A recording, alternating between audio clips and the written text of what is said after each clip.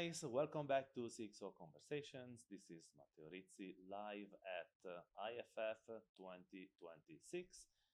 And I'm here with my friend Jeremy Tan, CEO of Liquid Group. Jeremy, welcome to CXO Thank Podcast. you. It's a pleasure to be here. Listen, give us a little bit of background about yourself, about Liquid Group as well. And hey, this is your third Yes, IFF. You're correct. a veteran. Pretty much third time in Rwanda. So, okay, a bit about myself. I am a Singaporean. So as IFF is organized by GFTN, I've been a good follower of GFTN. A friend, Good one of friend. the Yeah. brotherhood, the GFTN brotherhood. I've been a long time with them.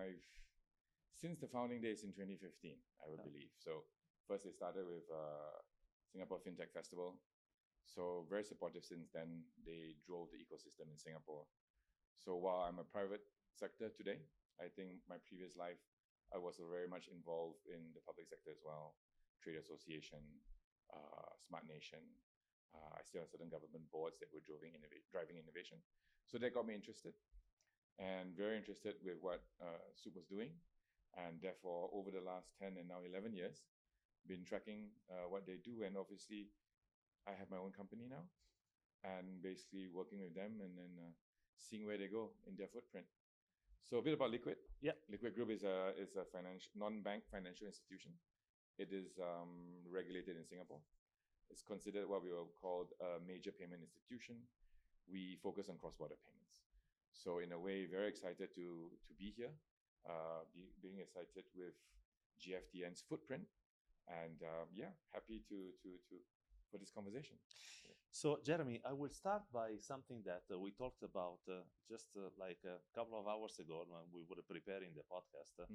And you told me that if I pay through a QR code, this payment is actually cheaper than a payment with a card, right? Yes. This is what I've understood. And by the way, take into the account that we need to be very democratic in a way we explain, because not everyone is an expert like you, right? Okay. So if paying a QR code with QR code is cheaper than a payment with a card, what you guys are doing, you are basically interconnecting ecosystems, right? Yes, correct. So let's, in simple words, let's like double click, explain a little bit better why it is beneficial to connect this ecosystem. How do you do this, and what are the benefits for the consumer? Okay, I love these kind of questions because it gives me a chance to talk about history. Okay, so let's before we can talk about QR, I think let's look at cards first. Yeah, so how cards were formed over many years, right? So a bit of a short history on card payment systems like Visa and MasterCard. They originate from the US. It was quite an interesting situation where you have four banks got together, created a network, became Visa, grew so big, they needed to create a competition so that they're not a monopoly. MasterCard was formed, and then they burst around the whole world. Now, built into that system, as you can imagine, is great technology, but hubbed out of New York and used everywhere. Actually, let's be very, very practical here. When we go and travel, and you travel a lot, we go to multiple countries. Today, Visa and Master is the card you trust. Yeah. You can use everywhere. Yes. But inherent in their wonderful system, and nothing wrong with that, because money and investments have to be spent for them to develop a coherent, safe, trusted system globally. So they're good. But before national systems were formed, this was the standard. I've been in payment probably 25 years of my life. Before the invention of domestic payment QR systems, I was thinking Visa Master will probably be the only system that we know for many years to come, even decades to come. But national systems started forming. So every country has a national real-time payment system. I think, talking about in ASEAN, I know it the best, so go to ASEAN. In ASEAN, Singapore has this thing called PayNow. Malaysia has this thing called DoNow. Thailand has this thing called PromptPay. And Brazil has Pix. India has UPI. China has two, Ali, WeChat, and maybe we call it UnionPay, etc., etc. So in Africa, all the national real-time systems are also coming up. Yeah. So essentially, to create a system or a global reach, you don't have to connect 18,000 banks anymore. You just need to connect 100 networks. Now, 100 networks is also difficult Yes. but it's easier than 18,000 banks. For sure. So built into the national system itself is also cost savings, not because anything to do with cards is expensive. Cards have a distinct, unique ecosystem, right? It's very efficient, but it's also a profit driven organization, which is rightfully so. And the banks make good money out of it. Nothing wrong with that. But I think by interlinking all the QR payment systems, competition is coming. So the national systems together, by nature of how they were developed, by nature of how the ecosystem is formed, somehow translate to a more cost-effective and cheaper way of delivering a service, right? Now, maybe cost-effective is the wrong way. Comes with a different economic model to deliver the service. So both systems are efficient, but Visa has a bigger or stronger revenue model for the banks. National systems tend to be a little bit weaker on the revenue model for the bank, but the outcome is that because most of them are nationally owned and most operators work on what we say lower margin than Visa and Master, it's cheaper. So if I have to take back now from a helicopter to go back to your first question, in the past it's always only cards, and it should be only cards because the moat is so big. But with the national system, barriers of entry is lower. So now systems are connected, and today is 2026. We're probably halfway through a 10-year transition. By the time we hit 2030 and more, you will realize, without actually noticing it, that digital payments and QR payments will become increasingly part of your life. It's already happening in the parts of developing world. It's amazing in China. If you go to China, if you don't pay QR, you can't pay. People will look at you like in a weird way, right? Or you can't pay. You have to add your cards to an app to pay by QR. Yes. But increasingly in ASEAN, increasingly in India, and if you talk about PIX has grown up. It's very strong. But you look at parts of Africa, you look at part of Middle East, you see signs of how it will be very soon in the future. So it's a little bit ahead of time, but I remain hopeful. Yeah. So, and here's interesting, because every time I am in front of talking with a super expert in payments like you are, I am catching up, right? Because my background is a technology background and an investor. But yet, I believe that I catch you in a very, I understand it if I translate it in like a day-to-day life, right? Okay. So let's say that I am a Singaporean and I go to Japan. Okay. If, let's say that your system is not in place, I have my card, right? My Singaporean Visa card. I go to Japan and I buy an ice cream. Yes. I can buy it with a credit card. I can tap, I can insert, whatever. Okay. Yeah. Now, this is a transaction that, as today exists. Correct. There are billions of that. Amazing. Correct. Now, if the two local instant payment systems are connected, correct. Yes. I could simply go with my phone, yes, scan the ice cream shop QR code, yes, pay, it will be cheaper. Yes. Just the path of the payments will be different. Am I understanding correctly? Exactly. So when you connect the system, you can do exactly how you described, whether it's in Japan, in Korea, or in China, or in Vietnam, or in Cambodia, or Malaysia, Thailand, Singapore, Indonesia. See, the markets are ready. India, Brazil. So in that sense, exactly as you described, today, we are very used to using our cards. We will go there, we will either, like you said, swipe, dip, or tap, or cash and coins. Now the alternative is you can scan using your app, right? And why you do it, that's a whole entire different conversation. But the infrastructure is ready, and people can do that and use that to pay. Yeah. And what would be the app that I would sort of turn on, at the ice cream shop in Japan as a Singaporean? What do I need? What is this last mile? So they need to have obviously certain foundations before this would happen. Meaning the Singapore system has to already have apps that are usually using QR to pay. So in Singapore, it's called PayNow. So all the apps on PayNow, right? Say if you think DBS, UOB, OCBC. Okay, I'm using a hypothetical here because it's not PayNow per se. Yeah. But the apps on the system, the same app that you use to pay domestically, the same app that you use for your bank transfers, that same app can be used to pay. Yeah. The service we call is roam QR, like roaming. So what it means is this. Imagine if you're in one country, you use a certain telco. You go to another country, you use a different telco. Yep. You don't expect to find, when you turn on your your telco roaming, you don't expect to find your telco on your phone. Yes. You use a different one, right? Yeah. It could be MTM, it could be Orange, it could be anyone. Yeah. So same thing for payments. So if you're this country, you can be PayNow. But when you go to Malaysia, you're not looking for PayNow, you're looking for Do It Now, because that's their national brand. You roam. If you go to India, you're looking for UPI. If you go to Brazil, you're looking for Pix.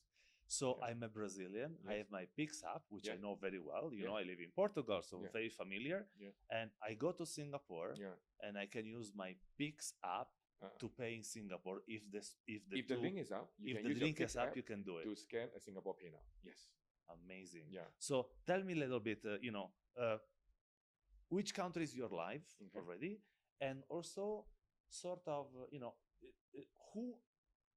who you talk with, to sort of to do your business development. Is that the regulator? Is that because sometimes it's hard, right? I would be very curious to understand, if you have, a conversation with the regulator, would they see you as, an enabler, as a threat, as I'm curious about this because common sense says that you're actually opening new avenues that are in favor of the consumer. So they should open the doors wide open, right? I'm guessing. I'm curious. Okay. So footprint. So obviously we've originated in Singapore. So we have our base in Singapore. We have China. So in China itself is already, if you look at it, 60 million merchants open. Cambodia, Vietnam, Korea, Japan. Japan's not live yet, but they are running a POC at the moment. So give them a couple of weeks. Okay. Brazil and India.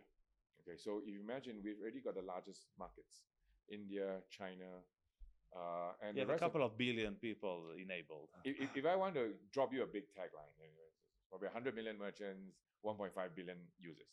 Okay, but we don't do that. We call ourselves this Roam QR because it's not my users, it's not my merchants, it's the networks. Yeah, I effectively form a network on top of the network. Yeah.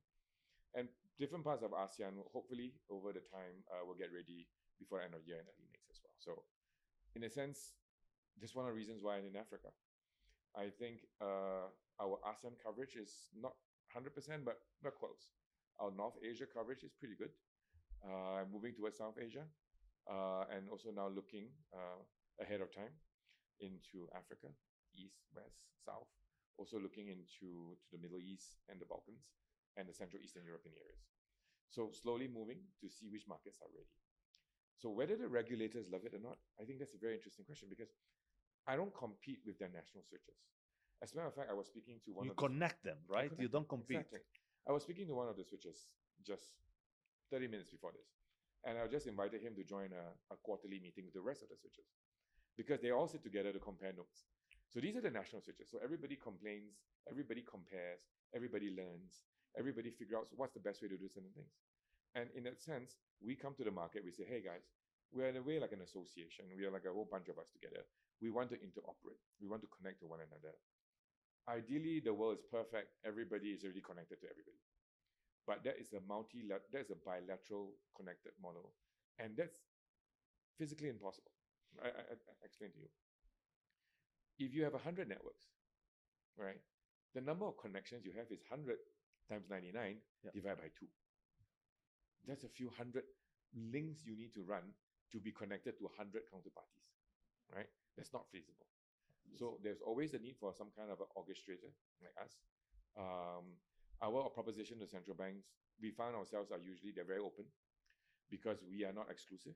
We tell them, please, we're not here we're here to be useful. It's a very Singapore philosophy. You don't deserve to be in a room unless you're bringing something to the table and make yourself useful. So that's where we are. We tell them, okay, we can connect as many markets for you as possible.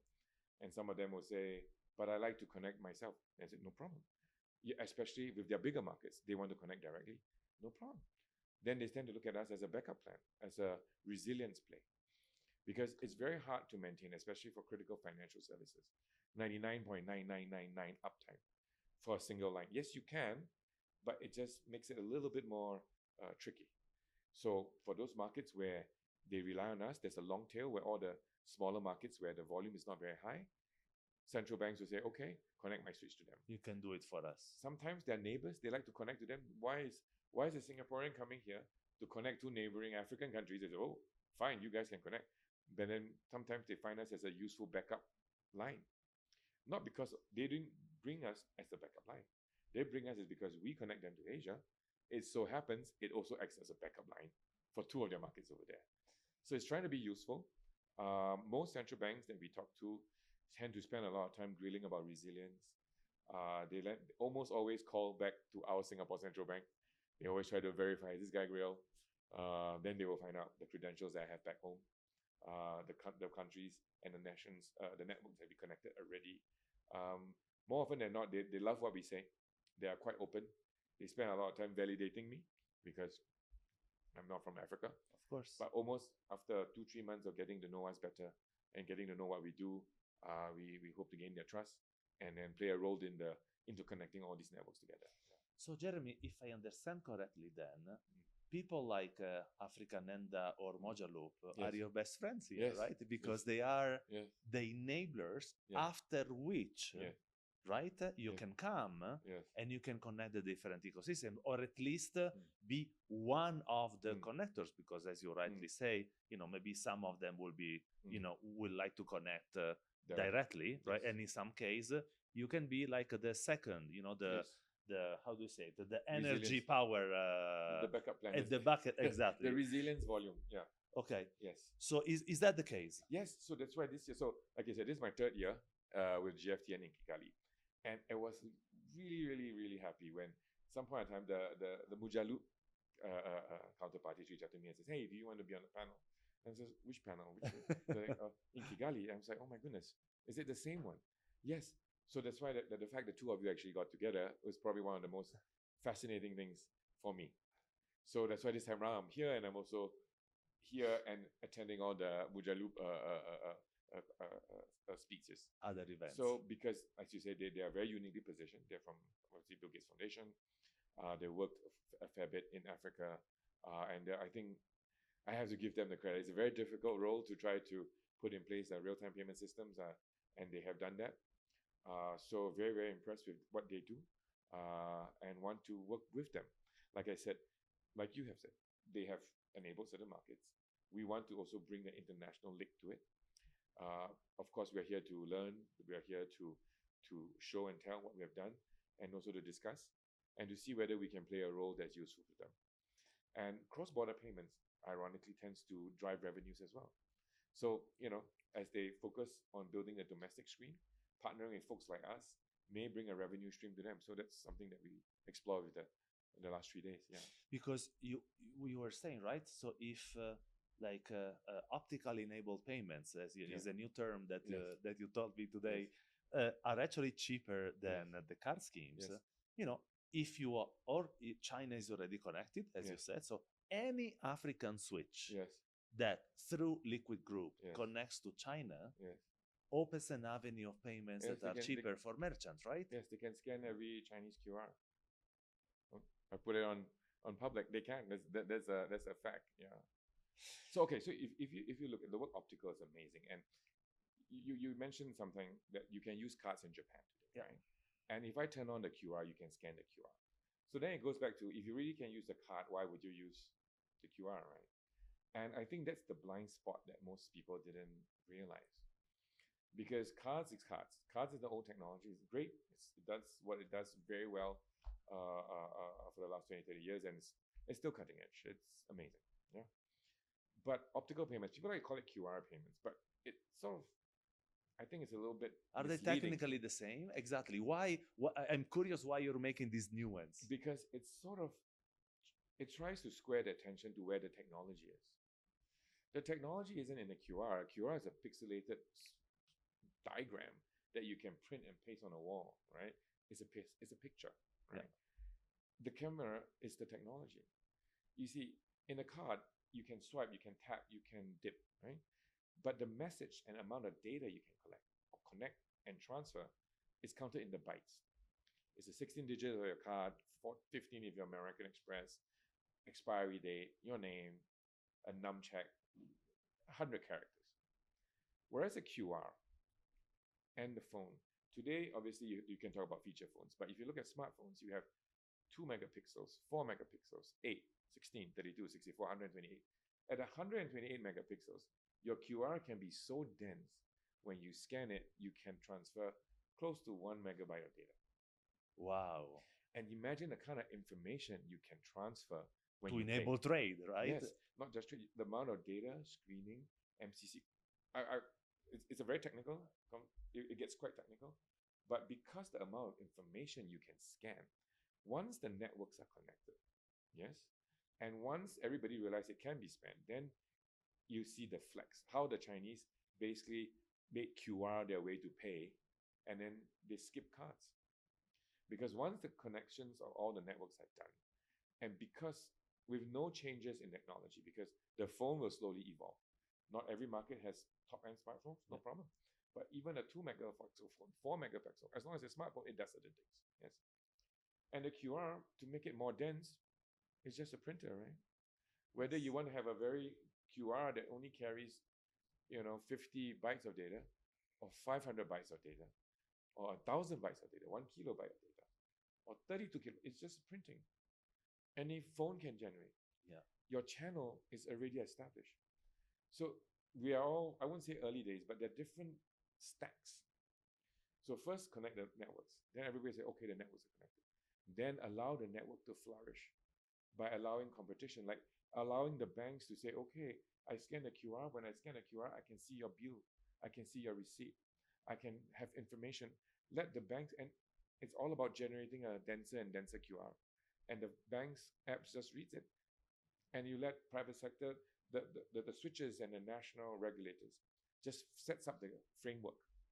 And you let the private sector take over. They will come up with the 101 things that they can put inside their data. And it will drive spending. You can have time-based discounts. You can have age-based discounts. There are all kinds of funny things going on.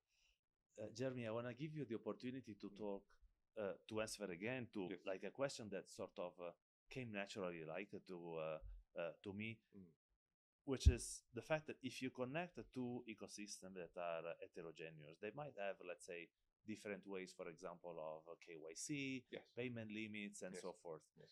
But you told me that this is actually, it's of course, you guys are regulated, great, but actually this is on another layer, right? That the local regulation. So all the KYC is performed locally and it stays the same. Have I understood correctly? So the key, yes, it's a very, very good point actually. So regulations compliance is a major element, is a whole entire, there are 4 big divisions handling cross-border payments, and I think regulations or compliance is there. So as a rule of thumb, every domestic network, every country has their own set of rules. If you want to do cross-border, obviously they tend to, you have to go with the lowest common denominator, meaning you have to comply both sides. Yeah. And almost always you find yourself adding any kinds of screening, sanction rules, everything has to be thrown in. All the lists have to be brought in. And in that sense, while every country is sovereign and every country has their own rules, at some point in time, financial services do fall under certain broadly similar frameworks. So they're never identical, but they're not so far apart that you cannot harmonize it at the interoperable level. So again, I say they're all sovereign, so obviously they all have their own rules. But they also always, the variance between each are not so far off. And that is part of your integration work, right? Yes. Sometimes it's on a message format. And so this the other thing, I think this conference, the SWIFT guys are here as well. Yes. And ISO 20.22. With that new format, everybody follows that. Again, so your life is easier. Of course. So very thankful we've gone past the world of MT and into the world of the ISO 20.22. Yeah, definitely. You know, guys, it's incredible, and I'm very grateful for talking with Jeremy about liquid group business, because that is something that, imagine, I'm doing it for the first time in this podcast. Jeremy and I have been, I want to say, socializing for the best part of the past 10 years, because I was also at the Singapore FinTech Festival in the first edition. Exactly. And then all of a sudden, I said, who's this Singaporean that is always tagging along? And I see him in PZF, and then in Ghana, and then in Rwanda. And now, finally, I understand your mission, my friend. Because how the evolution of GFTN and the markets that they go. And notice because GFTN didn't do much in Asia, in ASEAN, right? Because ASEAN is because GFTN is trying to bring Singapore into the world and also to go to markets where they can play a big role. And therefore, same thing. In Southeast Asia, in India, we go with certain partners, but GFTN covers the world that is so underserved, and also in a way where I think the next boundary is going to happen. And being in Africa is, I think, no fintech or no well thought through business model can miss Africa now. Can ignore it. Yeah, yes, it's so for ourselves, like I said, it's been we look at GFTN's footprint and we love where they're going. So you see a lot of us. Yeah. Amazing. Yes. Jeremy, thank you very much for being with us today. Thank you. It's a pleasure to be here. Thank you. Guys, that was CXO Conversation live at IFF 2026. That was my friend Jeremy. Thank you, Matteo. This is a wrap.